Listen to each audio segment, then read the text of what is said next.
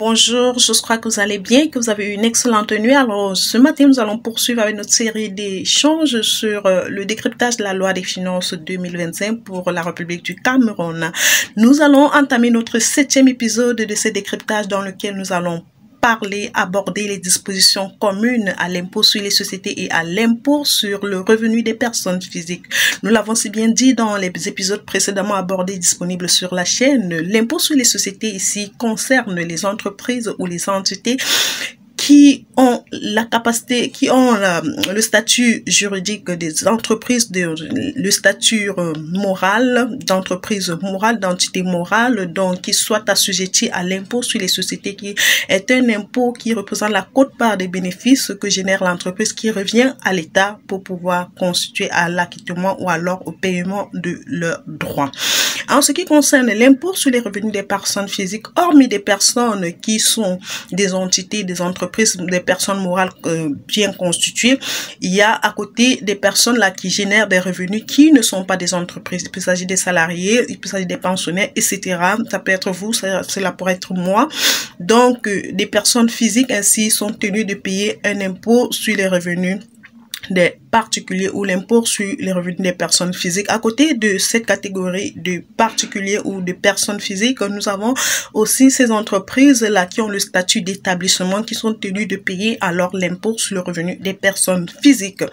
Alors, pour ce qui concerne ces points communs relatifs à ces deux impôts, nous allons voir ce que nous dit le législateur, que nous dit la loi des finances 2025 en ce qui les concerne. Déjà, pour ce qui est du régime fiscal, nous avons le régime du réel. Nous le savons si bien, le régime du réel concerne ici toutes les entités, des entreprises, des personnes morales qui génèrent un chiffre d'affaires supérieur ou égal à 50 millions de francs CFA au courant d'un exercice. Alors, à côté de ça, l'État nous dit, la loi, le législateur nous dit, sur dérogation expresse accordée par le directeur des impôts, les nouveaux contribuables justifiant d'un programme d'investissement dûment validé par l'administration fiscale ou d'une commande publique d'un montant supérieur à 100 000 francs pourront aussi bénéficier du régime du réel. Alors, en ce qui concerne le régime de la commande publique, le législateur ou alors la loi nous dit: les marchés publics à financement extérieur ou conjoint sont évalués et conclus TTC, toutes taxes comprises, ça c'est clair.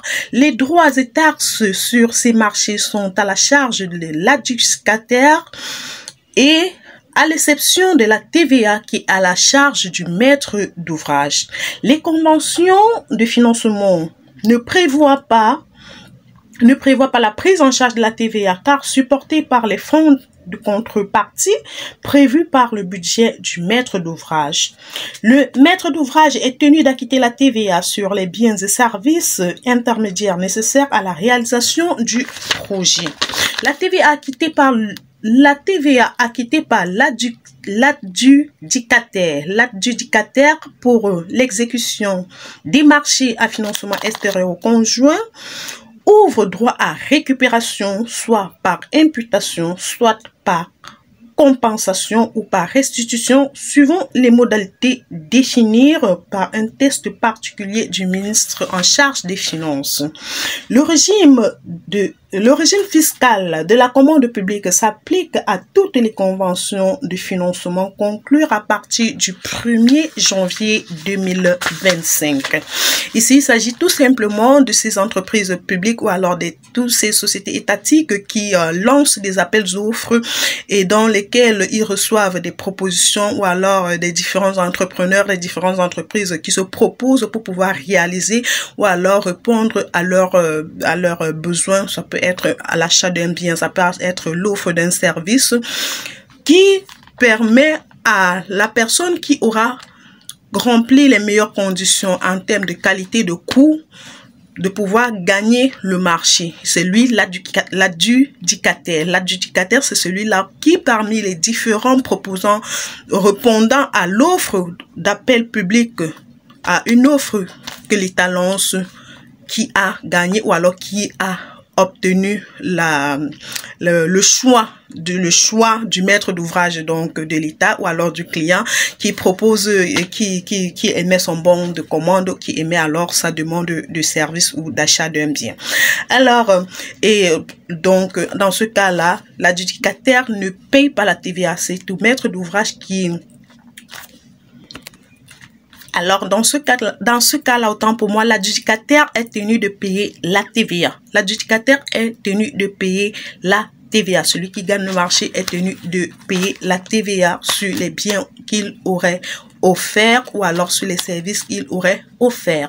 Alors, si et seulement si le maître d'ouvrage, le client le fait, il sera tenu d'être remboursé ou par les différentes mesures, par imputation, par compensation ou alors par les voies telles que nous l'avons si bien vu. Alors, dans le même ordre de cette loi, du champ d'application, en ce qui concerne l'application de la TVA, la loi nous dit, autant pour moi, la loi nous dit, sont exonérés de la TVA les biens de première nécessité. Je vais vous donner quelques-uns enfin de ce podcast, ne sont pas soumis au droit d'assises. Ne sont pas soumis au droit d'assises les intrants des produits passibles de droit d'assises s'ils sont acquis par des entreprises locales de production soumises au droit d'assises. Les véhicules et motocycles à moteur électrique sous certaines positions tarifaires.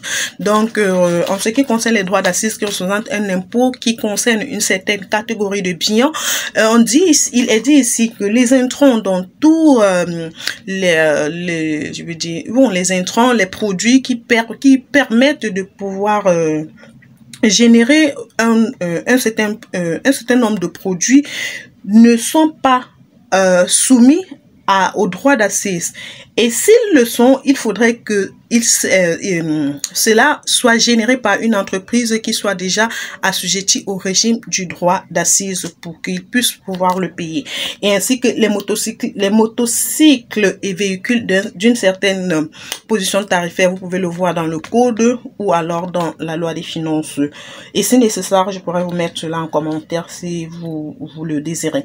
En ce qui concerne le calcul et la liquidation de la TVA et du droit d'assises, qui sont des dispositions communes à l'impôt sur les sociétés et à l'impôt sur le revenu des personnes physiques, le taux de TVA, nous le savons si bien, alors pour ceux qui ne le savent pas, il est de 19,25%, y compris les centimes additionnels et communaux.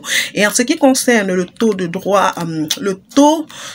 droit d'assises, il est de 2, il y a le taux moyen ou normal et le taux réduit. Le taux moyen est de 25% et le taux réduit est de 12,5%. Et pour les droits d'assises, il n'y a pas de centimes additionnels communaux. En ce qui concerne les modalités de liquidation de ces impôts-là, que ce soit pour les entités soumises à l'IS ou à l'IRPP, les fournisseurs de l'État, les collectivités territoriales décentralisées, les entreprises étatiques, administrations et sociétés partiellement ou entièrement à capital public, certains organismes à but non lucratif, les entreprises du secteur privé dont la liste est fixée par voie réglementaire. Donc, il s'agit, pour ce qui est des entreprises privées ici, la liste des entreprises fixées par voie réglementaire, ce sont ces entreprises-là que l'État les situe dans la catégorie des entités assujetties ou habilitées à pouvoir faire une retenue à la source. Donc ici, tous ces institutions que nous venons de nommer sont tenues d'effectuer une retenue à la source. Nous devons bien le noter. En ce qui concerne les retenues à la source, elles sont reversées aux recettes des impôts ou à défaut, pour ce qui est des retenues à la source, elles sont versées aux recettes des impôts ou à défaut au poste comptable territorialement compétent. Alors, ces retenues donnent le droit à une attestation de retenue à la source et d'après la loi des finances depuis un certain temps, le toute retenue à la source doit être systématiquement générée par le système informatique de l'administration fiscale. Si vous avez juste une attestation de retenue à la source qui soit générée d'une autre façon que sur le site de l'impôt, si vous la comptabilisez dans votre comptabilité, elle n'a vraiment pas d'effet. Donc, c'est celui qui est généré sur le système ou alors la plateforme en ligne de l'administration fiscale qui fait foi. Alors, en ce qui concerne des dérogations pour ces impôts-là, la TVA applicable aux opérations portuaires est liquidée et reversée automatiquement suivant les modalités suivantes. La TVA relative aux frais d'agence. Alors, la TVA relative aux frais d'agence des consignataires agents maritimes ainsi qu'aux frais portuaires facturés par l'intermédiaire est liquidée par les autorités portuaires à travers le système informatique lors du paiement des factures correspondantes et reversées auprès de leur centre des impôts de rattachement. Aussi, la TVA applicable sur les honoraires des commissionnaires agréés en douane ainsi qu'aux frais d'agence, ainsi qu'aux frais d'apponnage, de manutention, de scanning, d'inspection et de contrôle est liquidée et reversée à travers le système informatique de l'administration des douanes lors de la validation de la déclaration en douane. Alors, je crois que nous allons terminer là par les annexes dont je vous ai promis. En ce qui concerne la liste des biens de première nécessité qui soient exonérés de la TVA, nous avons ici les coqs, les poules vivantes, les espèces animales domestiques n'excédant pas un poids de 185 grammes. Si nous avons ces espèces animales, si nous avons ces espèces animales dont le poids soit supérieur à 185 grammes, nous devrons y payer la TVA. Alors, les farines de blé, les sons de maïs, les farines de maïs, la poudre de patate ou de manioc produits localement. Tout ça tant que ces produits localement sont exonérés de la TVA. Alors, en ce qui concerne les produits qui soient soumis au droit d'assises, donc c'est un truc un peu particulier qui ne soit pas assez récurrent, nous avons les cercueils et autres ouvrages importés, les stylos à billes importés, les signures, les substances explosives et les détonateurs. Je crois que ce podcast vous aidera. Je vous donne rendez-vous dans l'épisode 8 de ce décryptage et sur ce, et d'ici là,